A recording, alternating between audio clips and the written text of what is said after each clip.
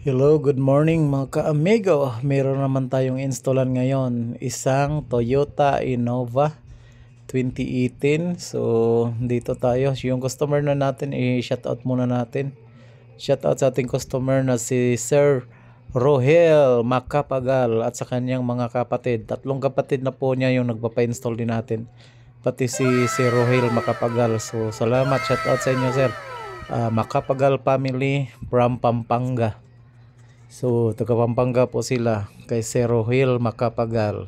Alright, so mga amigo, conduct muna tayo ng checking bago natin to sisimulan. Checking muna tayo para naman malaman natin kung wala siyang makailangan i-ayusin o mga nakaligtaan. So, yan lang yung pinaka-importante dyan, pinaka-basic mode natin. Kasi tayo yung last touch dito sa sasakyan na Toyota Innova.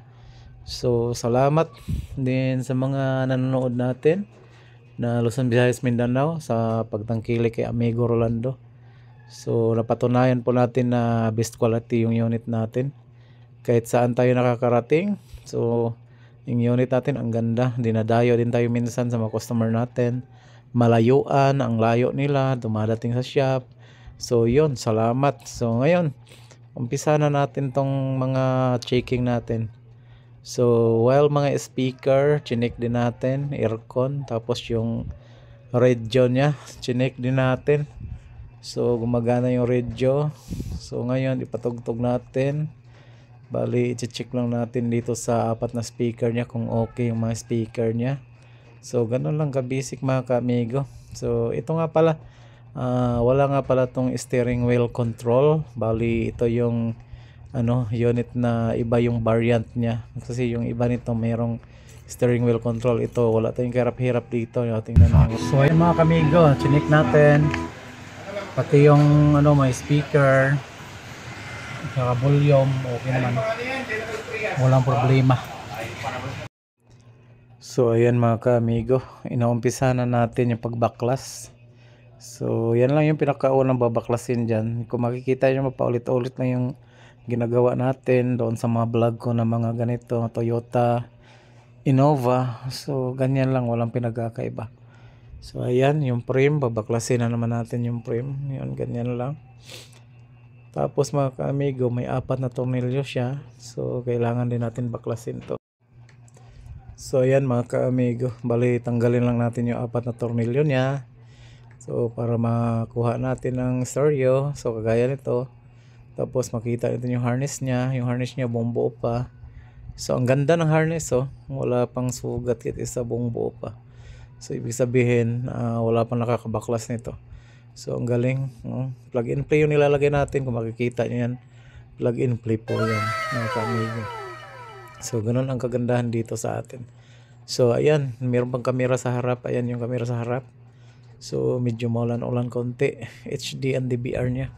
So ayan, so lulusot lang natin dito yung wire ng reverse camera. Then maglagay tayo ng mga USB slot.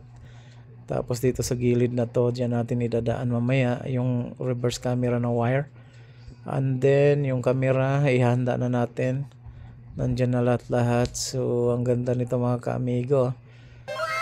Ayan, nilusot ko dito mga ka-amigo papunta doon. So, ganun lang gagawin mga ka-amigo. So, doon lang yan didiretso sa likuran. So, para ma-mount natin yung camera sa reverse. So, ang reverse natin is naka 1080 na. HD, night vision. So, yun kagandahan niya. Ito po, yun, nakaabang na yan. Ready na yan. Napaka gandang gawin to. Ready na to, ready. So, ayan mga ka-amigo. So, tuloy-tuloy lang natin yung gawa natin. So, ayan na.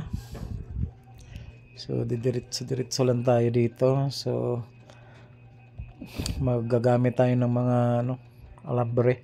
Then ito, naka-ready na rin yung radio, yung Android. Malapit na tayong mabuo lahat yung mga wirings. Tapos yung mga Android natin ikakabit na. So ayan na, forma na siya. Ayan, ready na talaga. Ayan mga kamigo, bali malapit na tayong matapos dito. So ang gagawin natin, testing lang muna natin kung okay lahat. Alright, Nakabit na natin yung front camera, reverse camera. So ayan yung front nya. Maliit lang yan pero HD yan. Ayan na. So ayan, so tinisting lang natin yung reverse. Yan, okay yan Bert? Ayos. Yan yung reverse nya. Ayan sir. Okay yan sir.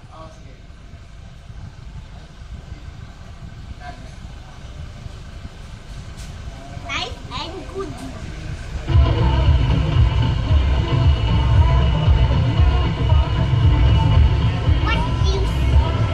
So ito na mga ka-amigo, natapos na yung ginawa natin na Toyota Innova, yung 2016 to 2020. So ito yung model nya. So ayan, so andito na lahat, may music na, meron ng camera sa harap kung makikita nyo yan, tapos meron na rin siyang reverse. Ito yung reverse nya. So, napakalinaw kasi naka 1080 yan, HD po yung camera natin. So ayan mga ka-amigo, napakaganda talaga. So kompleto na, may CarPlay na rin. So nalagay na namin sa CarPlay kanina yung unit, ang ganda. So ang dami ito. So ayan mga ka-amigo, meron siya Android Auto once na Android yung phone. Kapag iPhone naman, CarPlay, yun yung the best dyan, kagandahan doon. So ayan mga ka-amigo, ayos lahat yung installation natin.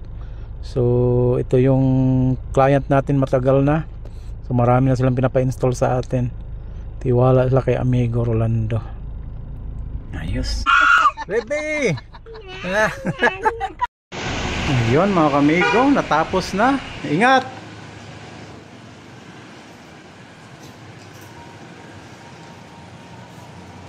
Tapos na ang gawa natin.